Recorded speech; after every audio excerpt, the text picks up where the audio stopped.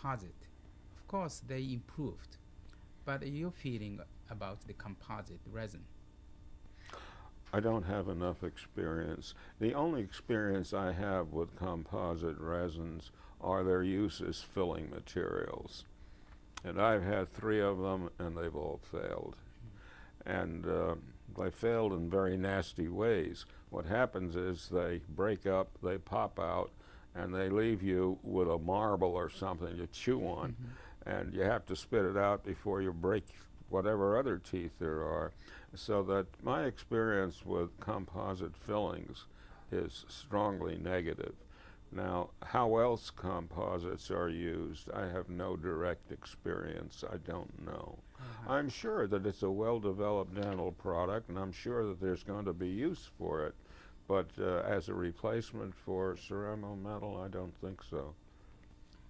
Well, all of those conversation, this is a very, very valuable conversation and discussion together with you. I'm so happy to have this opportunity.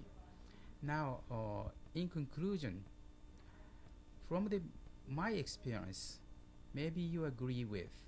See, you are the researcher and scholar. Did a lot of the research, developing new materials and improving the materials. Then we have had a laboratory called Ceramic Cast Dental Lab. Then we worked with excellent some of the top dentists around and been looking at a patient every day together with Jerry, and I think it's the total harmonization was really made it something. Not only the research, practical experience together with. Do you? I would like you to comment about this experience. You can concentrate in the research.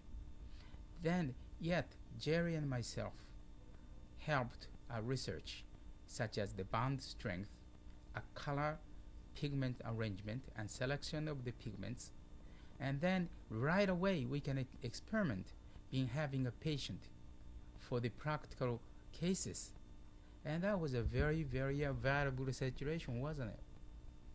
Well, that was the heart of it. The heart of it was that everything we did was instantly tested practically. And the net result was that we didn't build up a theory about anything, but we built up a practice that worked. Now, the interesting thing is that this was based on immediate experience with doctors, experience with patients, experience with other laboratories, and as far as I can tell, experience with various educational institutions that Masahiro was affiliated with and who honored him for his affiliation too. But there's an interesting thing that we've lost sight of. When we developed this product and when the industry recognized the enormous potential for profit, they poured everything into it to make it simpler, to make it easier, and to sell something to the dental laboratories. So they subsidized university professors of all kinds to come up with all kinds of materials and all kinds of processing procedures and so on in an effort to take the field over with their materials. And all of the PhDs and all of the professors fell flat on their faces. That doesn't mean that they were incompetent. What it does mean is that the enormity of the problem exceeded both their financial and their intellectual resources.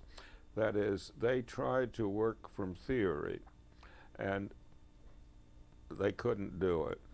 And we couldn't do it either. We had to work from step by step, minuscule step in practice. And that's why the thing worked, and that's why everybody who bought the product could work with it. But the other materials, Austinel got into it, and a lot of other big manufacturers got into it and tried to develop materials and processes to push this out.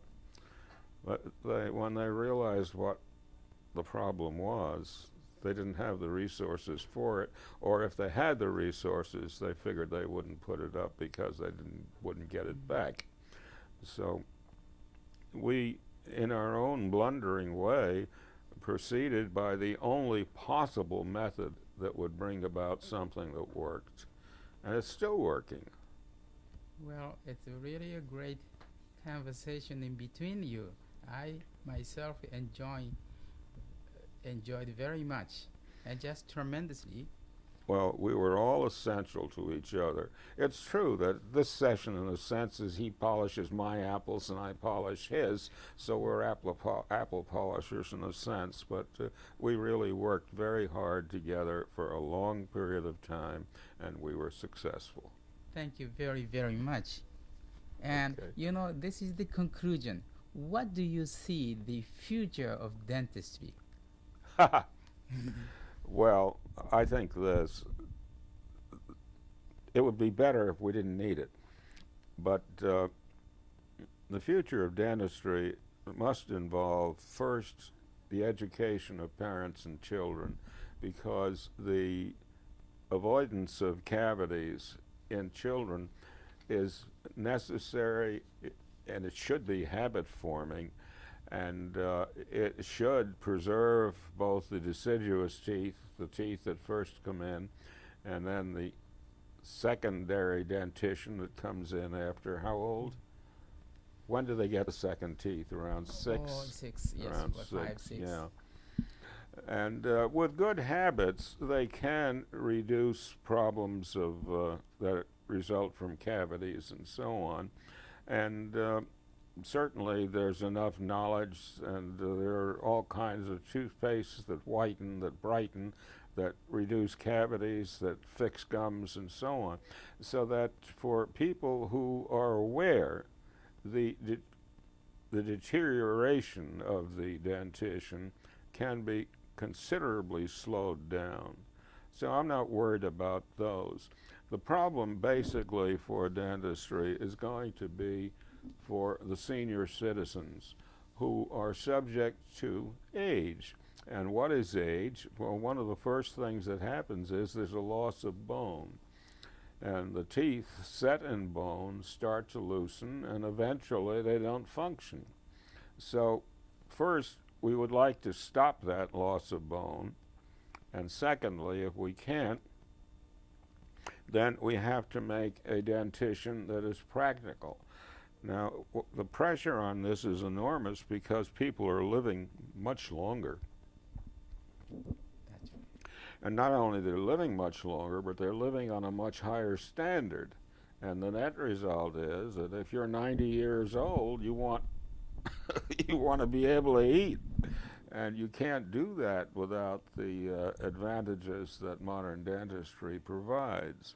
So I think that the future of dentistry really is going to be most socially necessary for the advanced aging population, which is growing older all the time and is going to need considerable restorative dentistry. Very, very good closing address. Yeah. Thank you very, very much. It's been my pleasure. And very happy you are so well. And you're going to go to Switzerland soon, right? Yes, This summer.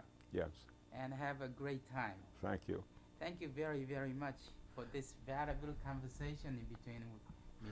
It was a pleasure. Thank you very much. I don't think we could have made it any better if we had rehearsed it. So it's just fine. It's Just fine. natural, it's spontaneous, and thanks a lot for you too. Thank you very, very much, John. This is ended. It's over.